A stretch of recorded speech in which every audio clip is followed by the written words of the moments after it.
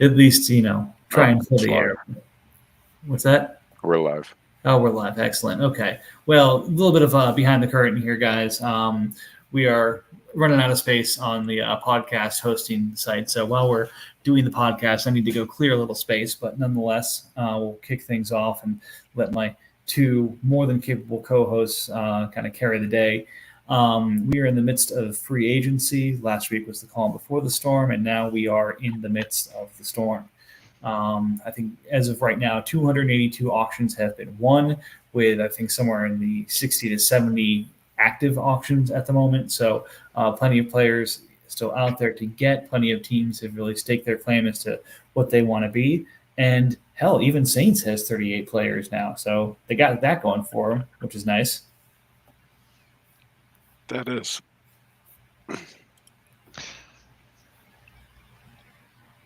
Okay, like I said, my more than capable co-host carrying the day here. I'm sorry. I was shocked when you said Saints had 38 players. I had to go look. I had to verify this. Yeah, it's been definitely a bit of a surprise to it's been what, like, I feel 2.5, 3 weeks. He's gone from 0 to a full roster. And part about it I dislike the most is I don't hate the roster. Yeah, it's coming together nicely here, which is scary for everybody to have 4 good teams in that division. So it sucks for you guys. I mean, we're going to be there soon, but I feel like Jeremy and I are rotating out of the competing limelight while Lions is rotating in, Bears is beginning their rebuild. So, I don't have it as bad in the NFC North, but, sucks for you guys. Yeah, the South's strong, 4 in a row, and keeps up like this, who knows how many. It's definitely a something to take a look at here, but nonetheless, things to take a look at. We've got, like I said, the 282 moves that have taken place here. We're going to go round robin here and each talk about a player we liked, a price we liked, or a team that we like what they're doing, or we'll be haters and hate on some people. So plenty to choose from with 282 out there. Anyone want to volunteer to go first and talk about their favorite moves that they've seen so far? I can talk about some not so great individual moves, or just some really overpriced players. By all means. Hold on, let me go back. All of these safeties, every single one, all the ones that are. How much did Harrison Smith go for? Like $9 million or something like that? Well, I feel like we do this cycle every year where it's, this is the peak of it, where, the safeties are worth 8 figures. And then we get to the draft, and a couple of the top safety prospects get steamed up to late first, early second status. And then by the time we hit summer, it's tanked. Like, you can get a outside the top 5 safety for a 3rd round pick all over the place. So, it goes from the highest of highs to the lowest of lows real fast, and slowly builds back up if you think kind of the demand curve. But this is definitely edging towards that high point. Mm-hmm. Amani Hooker, $12.1 million. I'm pretty sure that guy's been on waivers in season, multiple seasons in this league. You got an opinion about the $26.6 million Von Miller? Take it away. I'm sure we both have the same opinion.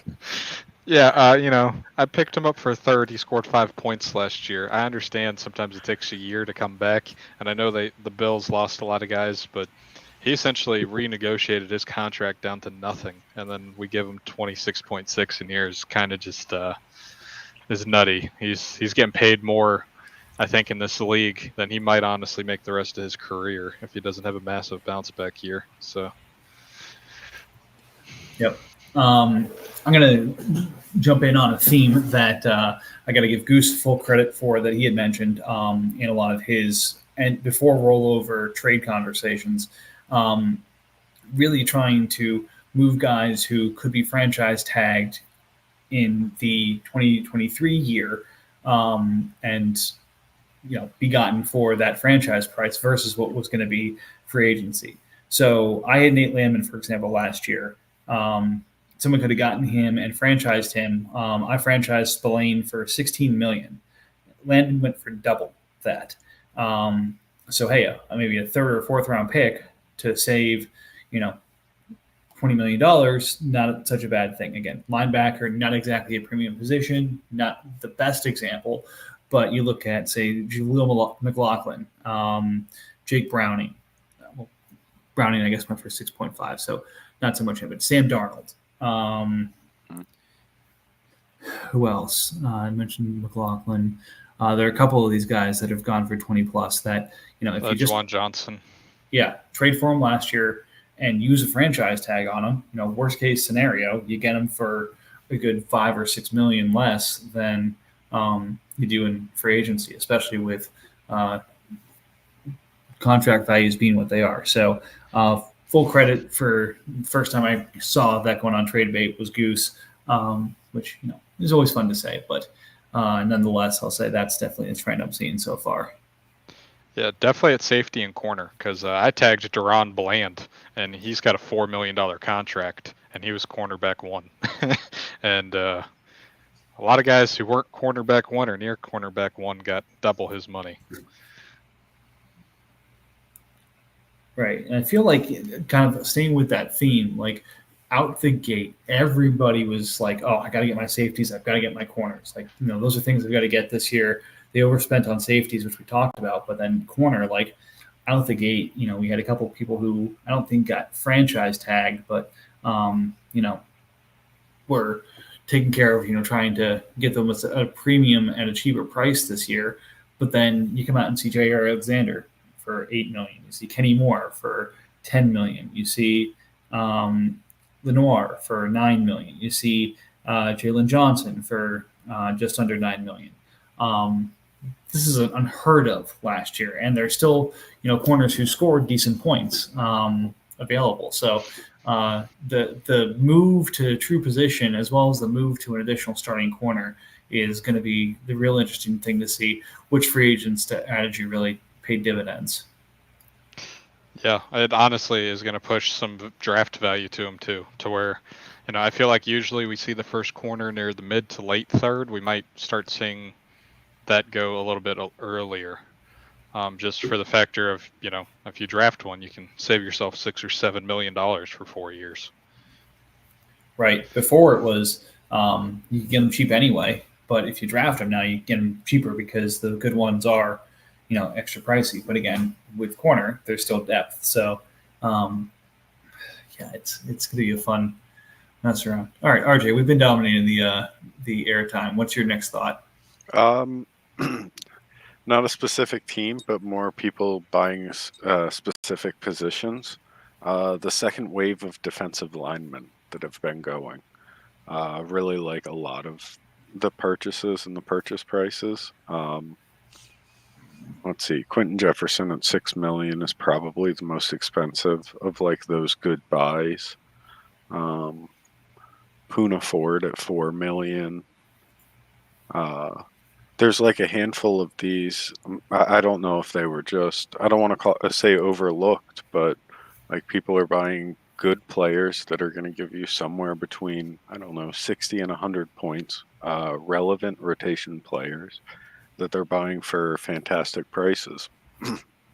When you see a lot of them going in the first wave for over $10 million or even a Von Miller type, where they'll probably put up comparable numbers. This is true. All right, you guys keep talking. My wife's calling me. Let's see. Yeah, Shelby Harris. I Yeah. toot my own horn on that one. I didn't hate the A'Shawn Robinson contract either. I know it's $6.5 million, but there's a lot of similar guys who got $3-4 million more than that. He just signed a 3-year deal, and Yep. he's going to get a lot of snaps in Carolina. So compared to the others, that's a pretty solid deal. Yeah, I don't get me wrong. I do think there were a lot of those like mid-level players available, and that's why they became so reasonable. But anybody that jumped on them, that's smart. Sure, you have a 50-50 chance that some of the older ones get replaced and or, slowly find their way into no usage due to a rookie that gets drafted in a month from now. But Yeah. that's the gamble you take with free agency. Yep. The Corey Davis unretires, gets cut, and goes for $5.5 million before he's even found a taker. It's interesting to me. Bold. There were no wide receivers, so Yeah, like, any receiver has some value. yeah, I probably wasn't somebody that would have been in on that. I didn't make a bid on it, but I Yeah. get why somebody would be desperate for it. I'll toot Mike's horn while he's not here, and also Chris's. Some of these late pickups are really good. Tre'Davious White, I know he hasn't played a full season since 2018, but a team's going to pick him up because when he plays, he's elite. Yep. And that was for under $1 million. CJ Henderson, former first-round draft capital. I really like the guy. I don't know why he hasn't quite put it all together. But getting that caliber of player for $700K, he's going to stick around the league for a couple years. Yeah. And then Chris getting Eric Wilson is one of the 2 linebackers currently rostered in Green Bay. Last time I checked, Trey Herndon's a good slot corner, and Jacksonville cut Darius Williams, so he probably takes over the slot. Got him for minimum. And then Laviska Shenault with all of his talent he displayed at Colorado, going for $650K. Like, just good flyer pickups for nothing. Yep, I agree. Especially the Chenault one. If you want to gamble, that was probably the best wide receiver gamble that was in free agency. I'm surprised more people weren't in on that. Yeah. There's a couple of the guys I didn't hate. I'm for the amount of compensation it takes to just get a receiver. I didn't necessarily hate the Darius Robinson or Demarcus Robinson going for, I think he went for like 14, 15 mil. I know it's kind of painful, but everybody also just got 20 something extra million. And, he looked really good at the end of the season there. So it'll be interesting to see how that pans out for him. Yeah, it's just rough because he was so cheap prior, like last year. Somebody could have traded for him and trade extended him at like, was he $1.4 million or something like that? Well, what do we think about the 49ers new starting quarterback? Because that's got to be the biggest signing in free agency, both cap spent and real life, essentially, for the moment. So, I may have an interesting take on it, but I think it should have been more. You think it should have been more? Yep, I think he should have been bid up to the point where, like he inconvenienced the party owner in renegotiating. Yeah, that definitely would have been interesting. Or to where it potentially could. Other than that, 49ers had the money to spend. Yeah, and definitely had a QB need after not exclusive tagging. I have to think that was just a wild reaction to the signing at the time.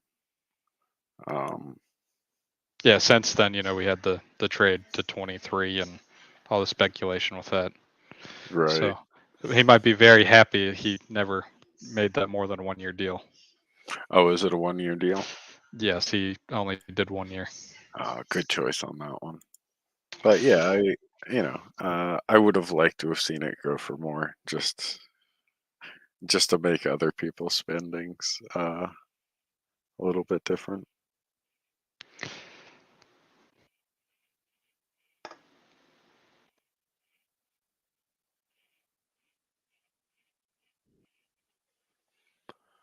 Was there any particular team that really stood out to you? Anyone you think actually added enough to really move them around, or You think for the most part everybody added a couple of pieces, but no one really stood out.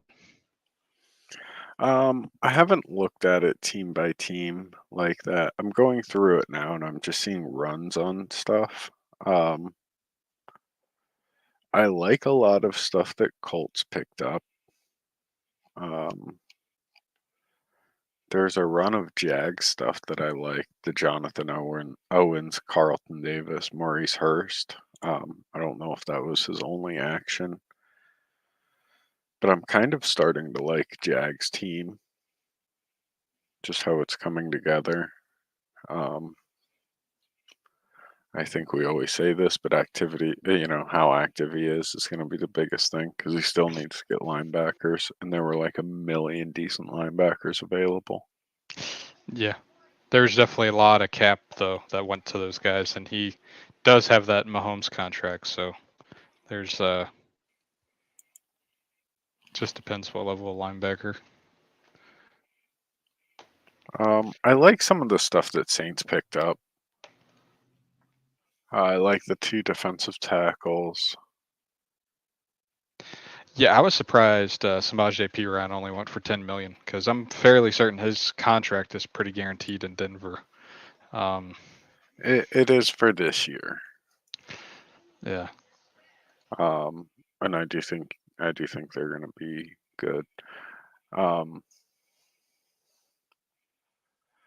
I think this was still in the run of like a couple of the ridiculous ones, but I think Mac Wilson going for 20 is a bit much. Yeah, that one was definitely interesting, given that I think he was on the Raiders in this league since I've essentially joined it, and he's essentially been on the trade bait since I've joined it, and I don't think when he finally got traded, he went for much. So to have him turn around, sign somewhere, and all of a sudden just magically poof up to 20 mil was surprising to me. I was fond of him, obviously, like former Patriots player, so like I've watched enough of him to like him. I put what I thought was an absurd like price on him and just thought nobody was going to bid him up, and next thing I know is like I was outbid and I was shocked. What was the other one? Dennis Gardick. That is first 4 games of last year Dennis Gardick price, not the rest of the season. Yeah.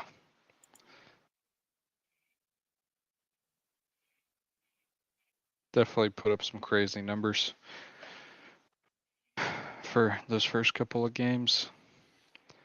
I'm the real head scratching thing to me. There's definitely the corners because a lot of them went for a lot, and it didn't to me like Tariq Woolen.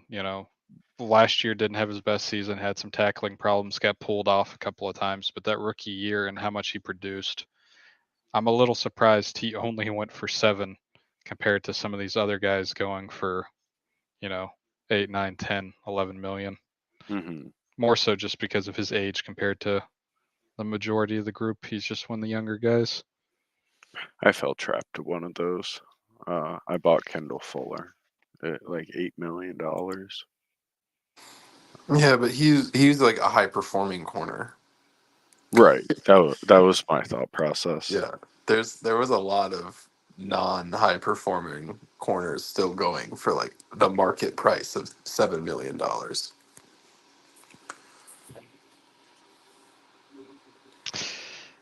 Did you have any signings in free agency you really liked or really didn't like over there, Giants?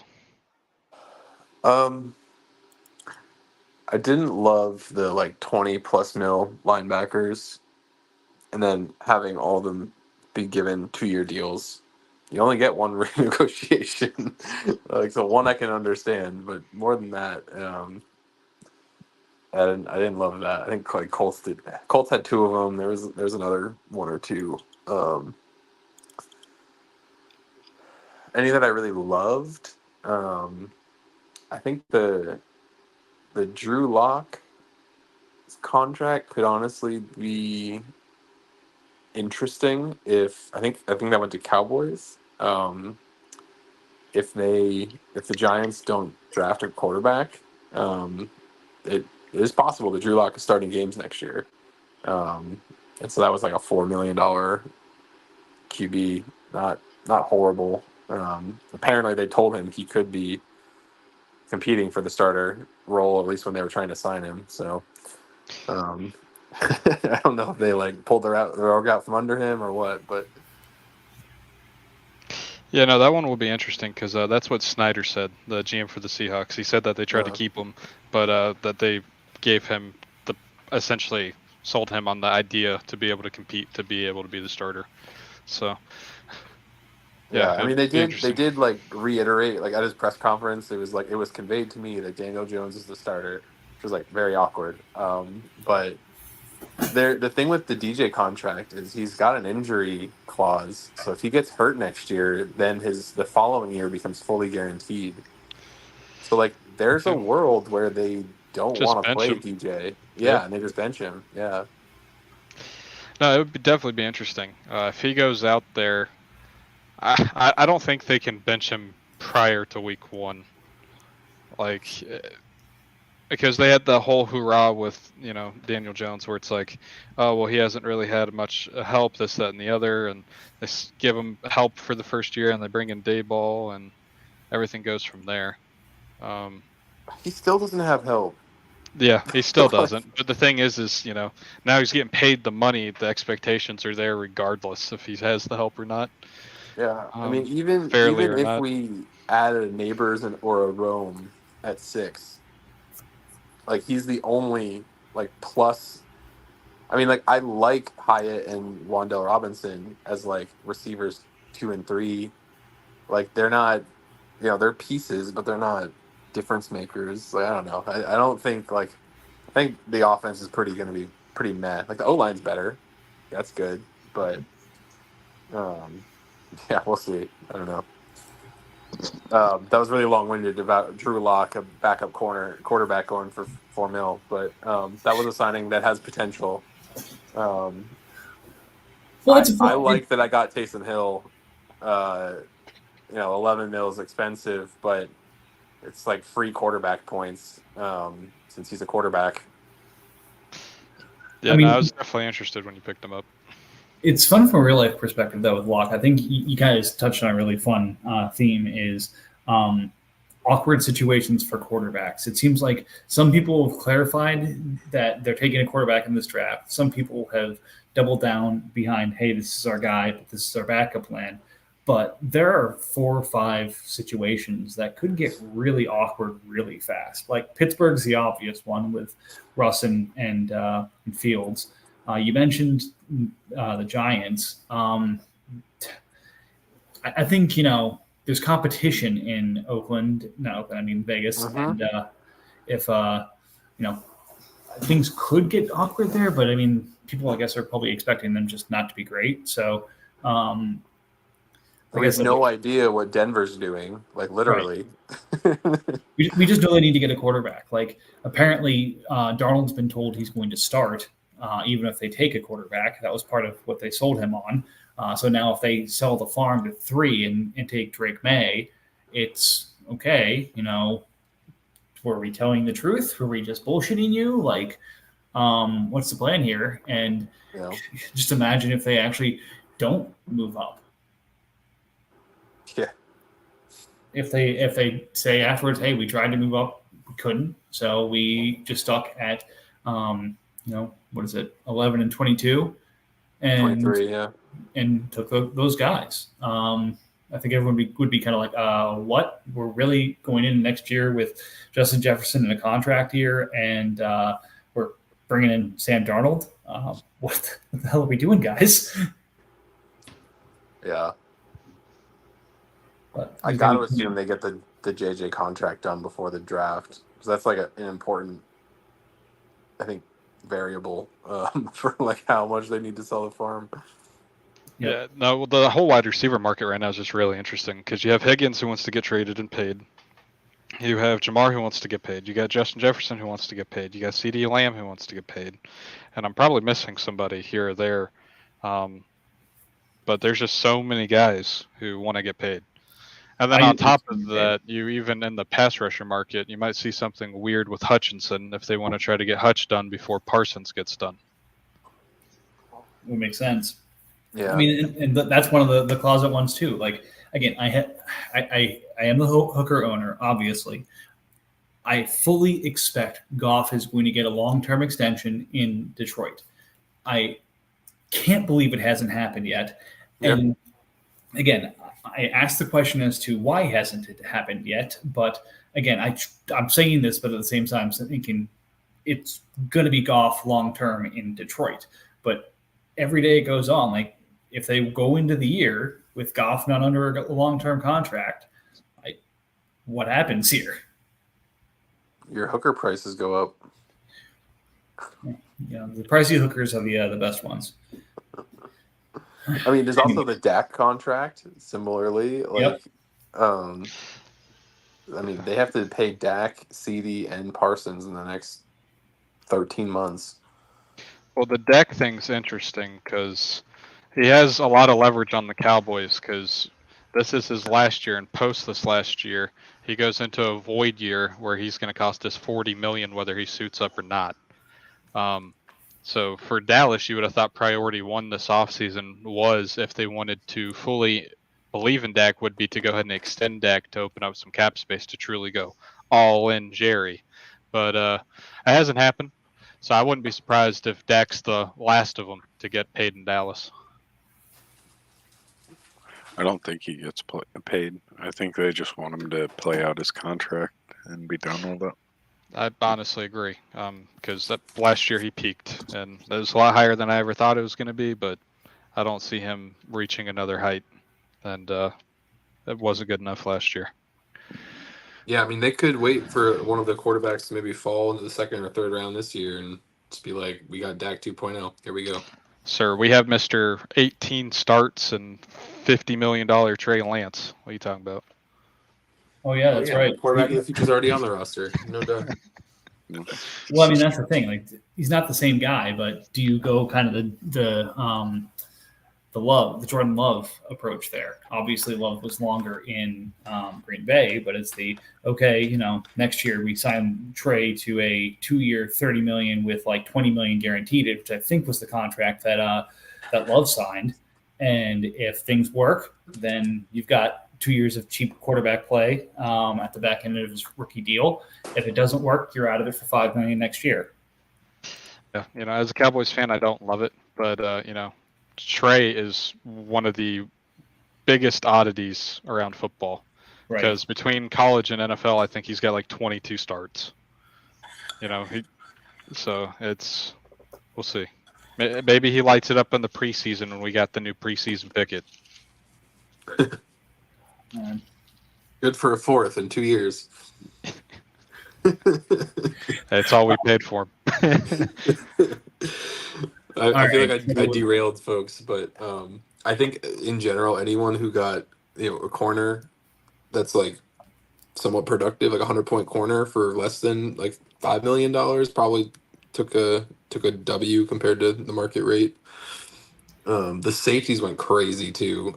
So if anyone, I feel like people who waited benefited a bit more this auction around, where there was, I don't know, there was like a pretty like, there's very few like good talent, I think, in the free agent pool. So a lot of money got spent early on like guys who might be like 10% better than some other folks who went for like half the price. So I think if you exercise some patience, you likely got some good value out of your overpay for your free agents. Yeah, I mean, some of those too. They seemed like overpays at a time, but like one of the biggest like Leonard Floyd, for example, I think was like 23 or 26 million or something like that. If he's really going to be the starting edge on the other side of Bosa, that might be worth it. In current market, like that might not be that bad of an overpay. So some of them start as overpays at the time, and then you look at them 5 days later, and maybe that's not so bad. So, like I said, the learning experience of use your tags more, but then at the same time, overpays now don't seem so bad later. But all right, well, I appreciate you guys carrying things well. I had to jump on a phone call.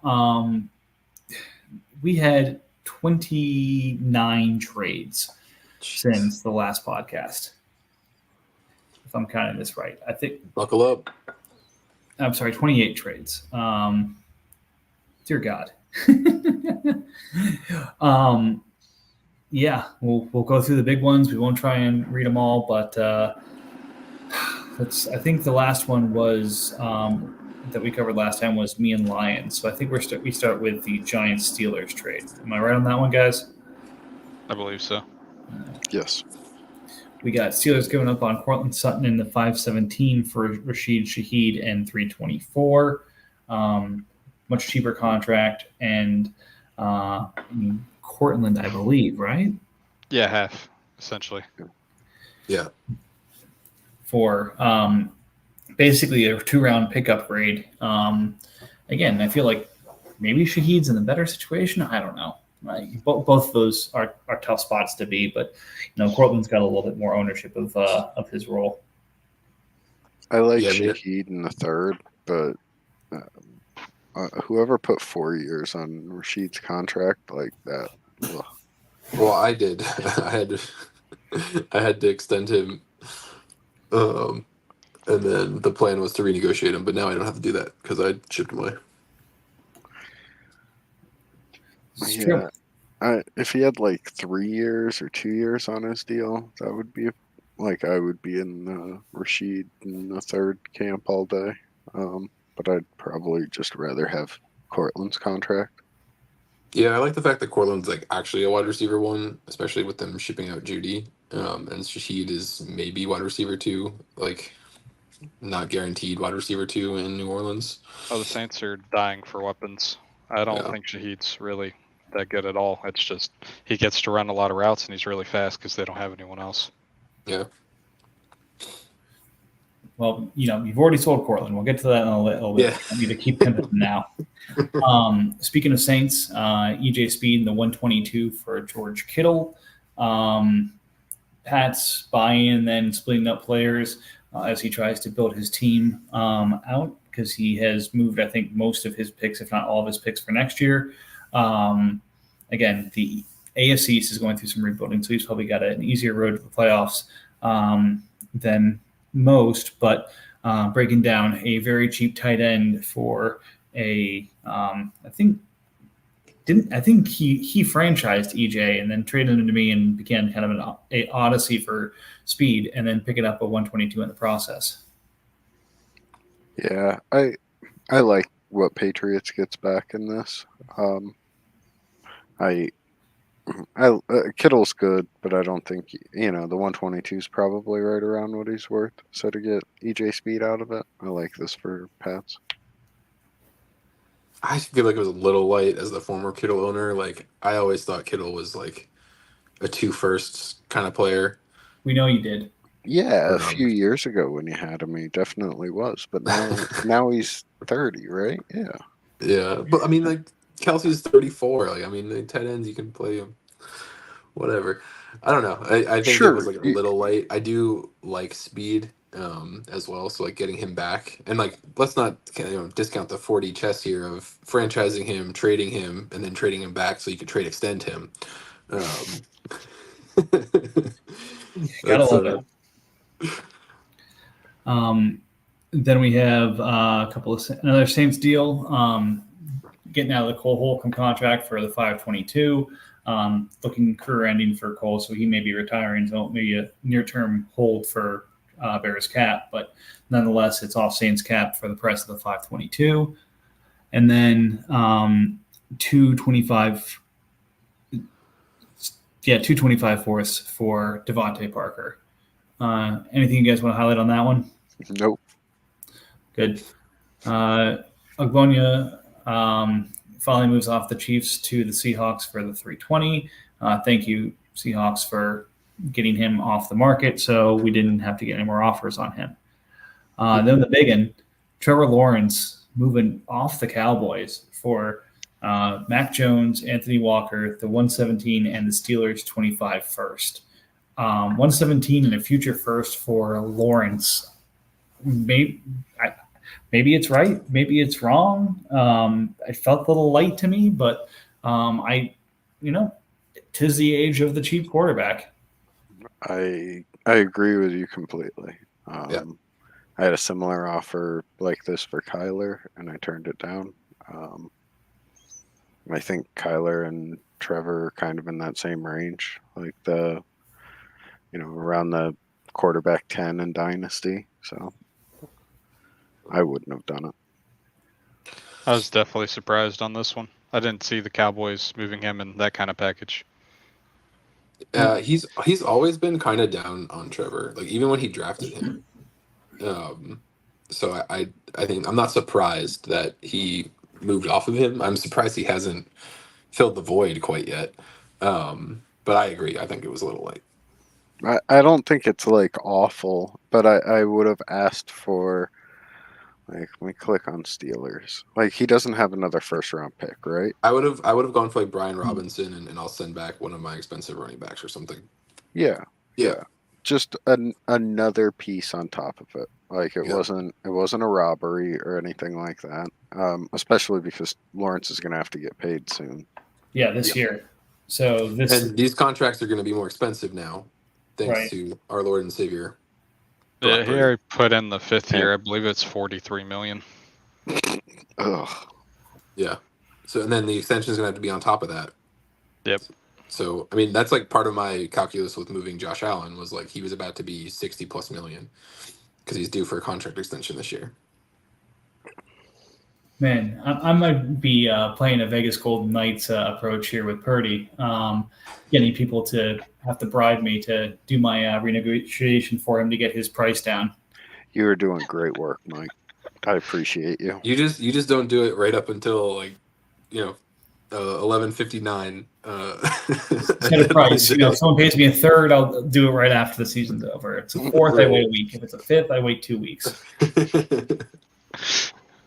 Just brutal. Just kidding. Don't worry. I'm not going to act like this. Yeah, you can't trade picks just for nothing. So it'll just be random free pickup grades. Yep. This one got a lot of conversation in chat already. A.T. Perry, Javon Dexter, Robert Beal, Drake Jackson, Andre Jones, and Robert Spillane for Derek Brown. I feel personally attacked by this because all those players except for Andre Jones came from me. So trading them, granted, Derek Brown is a quality D tackle and a cost-controlled D tackle, but he's still a D tackle. Again, I like the pieces more than Derek Brown, but I understand it. Yeah. I mean, I think if Drake Jackson wasn't in that, you'd be like, oh, he just traded like a poo-poo platter for a decent piece. But like just carrying like the second round real life draft value of Drake, you kind of don't love it. But at the end of the day, I mean, like Brown could outscore all of them next year. Right. Yeah, I like if there was a way to take Drake out of that, like I love that trade. I don't hate it with Drake being involved in it. It's just a lot closer to even. Mike is single-handedly propping up the Drake Jackson value in this league by constantly acquiring and selling him. Him and Hooker. I'm making sure that there's comparative trades on all these trade calculators that scrape MFL. So it's like, hey, I wonder what Drake Jackson's worth. So now we got 17 deals, and somehow 8 of them 14 of them involve the Vikings. There are a handful of those players that like some of us just like, and it just rubs off on everybody else, and they happen to maintain value for way longer than they need to. Right. Like I almost nominated Lynn Bowden for free agency. Yeah, I would have outbid you. All right, we got 4 fourths going to the Giants for the Chargers 25 third. Davis Mills for the 5-12. I guess I guess he's still CJ's backup. So yeah, 5-12 to get your studs backup. That's solid. I thought that was pretty cheap. Backups like in season go for fourths, so that was good to do it now. Yeah, 214. Yeah. So go ahead. No, especially because he's a player that's like played in the league and started in the league. Like, yeah, that's a solid, like cheap backup quarterback. Then Panthers picking up Aaron Donald and Jesse Bates for the 214. Not sure how Goose got the Aaron Donald news early, but tough break. But I mean, Jesse Bates is one of the better safeties in the NFL right now, I'd say, and under $5 million for him. Granted, the For Pro this Bowl year. kind of sucks. Yeah. Then we got Willie Gay for Preston Smith. Again, Green Bay seems to be continuing to invest, but Smith continues to be a stud in that defense. Then Eagles and I making a pick swap here. I move up from the 119 and 213 to the 109 and 130. And all it cost me is recently signed Zach Moss with Cincinnati, Rasheem Green, and Gregory Rousseau.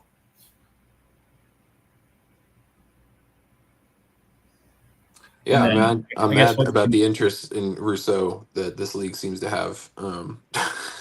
Despite back when I had him, no one seemed to want him. Well, then just to kind of get the other side of that, Eagles flipping Zach Moss and Rousseau to the Pats for Jordan Hicks and the 122. So, let's see, basically the 119, the 122, the 213, and Jordan Hicks and Rasheem Green for the 109, 130. Pretty good way just to move down a little bit, but pick up a couple of productive players. Yep. I saw what the market for linebackers were, and I was like, hey, I should probably pick up one. And then same thing with defensive end. I've always liked Rasheem Green. I just like the price attached to him. I think he's a decent player. So those who have been following what I've been doing this offseason, runs have kind of been my theme. I'm trying to get kind of runs of picks in the same area. And I saw the opportunity to give the Rams a run from 108 to 109. So I sent him 109 for Aaron Jones, Drake Jackson, the 210 and the 219. I've been continuing to try and add picks in the top 60. So I pick up, 2 for 1 here. Obviously, the one is much, much better. But I like the landing spot in Minnesota with Aaron Jones. I already own Ty Chandler, so that's helpful. And then, of course, the Drake Jackson value. Probably is a little light for the 109, but it was tough to get any closer. That is a fair assessment. I would agree. It was a little bit light, but once you start throwing other things in, then other things probably start coming back on your side, and it gets weird. Yeah, or if like Aaron Jones was just like a year or two younger. But yeah, I agree. It seemed a little light. See, Pat's continuing to move things around here, giving up Amon-Ra and Boye Mafe to Seahawks. Seahawks will be a big theme that we'll talk about here. Amon-Ra and Boye going to the Seahawks for JSN, the 113 and the 318. Pat's then flipping the 318 to the Dolphins for Brandon Jones. So basically, Amon-Ra, Boye for JSN, Brandon Jones, and the 113.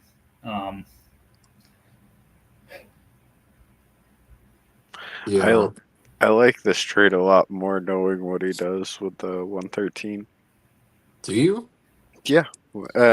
As weird as it is, if you take both of those trades, I look at them and I'm like, I'm not thrilled, but like when you see the accumulation of things, I'm fine with like St. Brown and Mafe like getting 2 late firsts, Jackson, 318, 304. Like I really like that accumulation of stuff.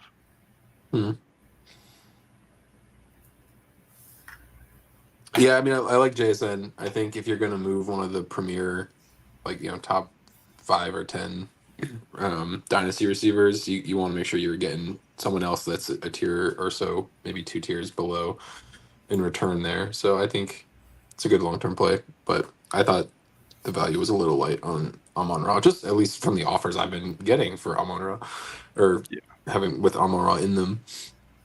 Well, I mean, we'll talk about the other trade, but I agree. Weirdly enough, like when you look at both of them, it's like, I'm not super thrilled, but like when you just lay everything on the table, it's like, well, that's pretty decent. Yeah, I mean, I feel like 113 in JSN is probably more than you'd be able to get for just Amon Ra. But, Boy Mafe, I'd say, is worth far more than the 318. So there's like an implied value of maybe like the 228, 220, 215, something like that for him, which I feel is probably on the lower side. But, with changes from true position, I can see maybe the end taking a year before they get the market reset on them. Right. All right. Chris Tonga for the 405. Marcus Williams for Deuce Vaughn in the 418. Brandon Johnson for free. Cortland Sutton flipping from the Giants to the Bucks for Keenan Allen in the 302. Giants makes a move to get the better contract for a third, and then gives up that player for another player on a higher contract for a better third. So I'd say giving the younger player for the well-established, and now the older but productive veteran for in a good situation in the 302. So I'll pause there, see what people have to say about those. I think that Keenan Allen trade is solid for Giants. Like I love that trade. But I do want to touch on the robbery 2 trades prior to that. You should have screenshotted Fantasy Sharks projections for Deuce Vaughn and like plastered that all over the trade bait. You could have got way more than that. No, I think everyone understands that Vaughn is not not going to average 12 points a game or whatever they're currently projecting him at. Double-digit touchdowns, man. Yeah. Yeah, I mean, I was just happy to finally get to move him, honestly. Get something back. I think I sent Morig to get that pick originally, so I like kind of view it as like at least like getting a bit of my investment back. When the Cowboys inevitably sign and draft someone else, that'll go back down to the 2 points or whatever it usually is. But the fact they haven't yet, I think, Yeah. it makes anyone with a top 10 pick in this draft excited because, if the Cowboys take one of these guys in the second or third round, that guy's going to jump to the top 12, which is going to push other stuff down. All right. Next couple, 113 from the Pats to me for 130, 132 in the 304. Again, Pat's continuing to try and break things down to build out a team. 2/5 for Zion McCollum, and then Sam Howell and Michael, I can't pronounce that name, Hotek for the 132. So again, getting the 132 as part of the 113 and immediately flipping that into Sam Howell, who is the other side of his QB tandem in Seattle, and solid D end in Hotek.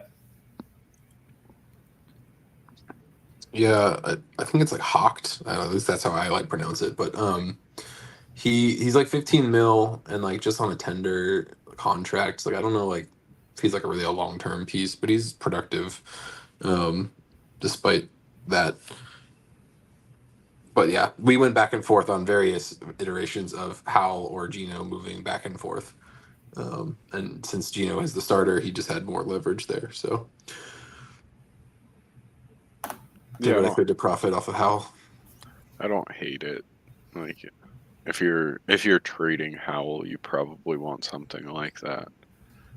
Sure, the person buying can probably talk you into the fact that he's the backup and we don't know what the future is going to look like. But yeah, late first is probably what would make you feel comfortable to get rid of him. So I like it. Yeah. And I like it for Pats because it's a lot cheaper than sending Geno plus something else to get a better quarterback. Yep. All right. Now he's got a quarterback and its backup locked up for, 1.5 mil.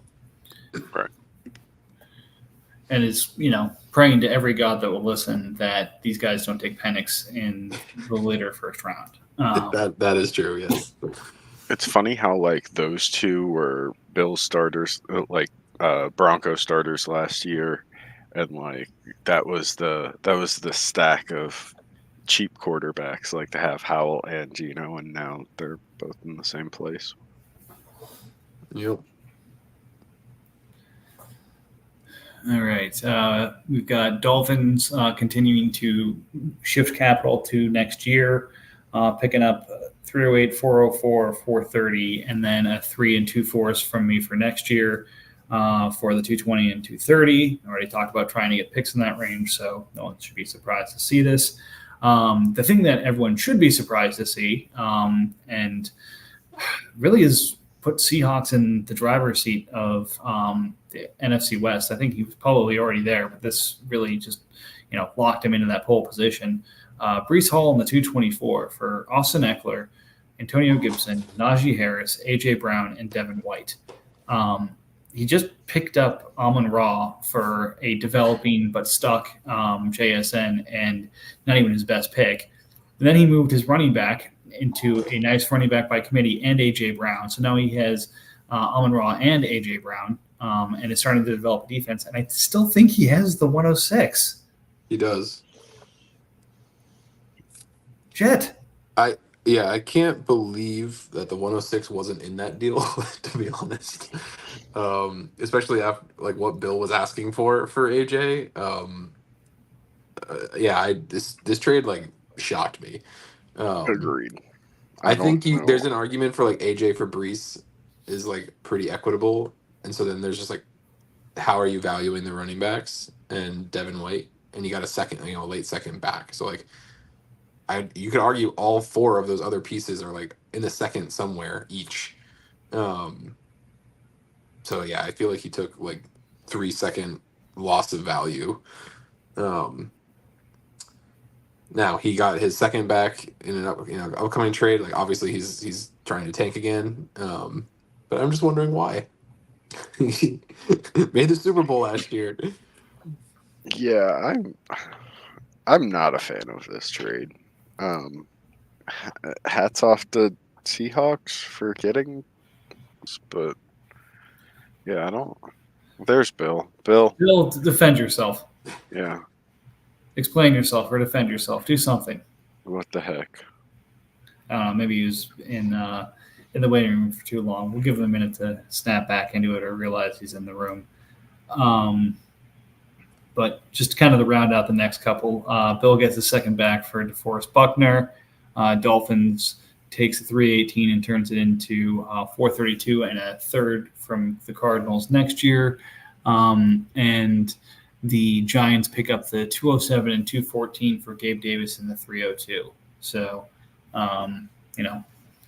is Gabe Davis the number one receiver in Jacksonville right now? Maybe. The number one receiver linked to Trevor Lawrence that we like so much. I thought it was Parker Washington. Guess I don't have him being anymore, so foolish. no. It's not Oh, Parker okay. Washington until I get him back. But they were trying to get Brandon Ayuk from the Niners, but our asking price was too high. But nonetheless, Gabe's a solid ad. But what do you say, Bill? Are you back in listening range or speaking range, or all right? Maybe he did the join for the post pod, but wouldn't be the first time that's happened. Anyways, spicy trades, 280 plus free agency bid wins. The fun continues. So appreciate everyone listening. A lot of fun stuff coming up here. We'll probably either look at a real NFL mock draft or another mock draft post free agency and see what people think is going to happen now. But should be fun either way. Any parting thoughts on Giants or Eagles? No. Keep up the good times. This is fun. Good vibes only.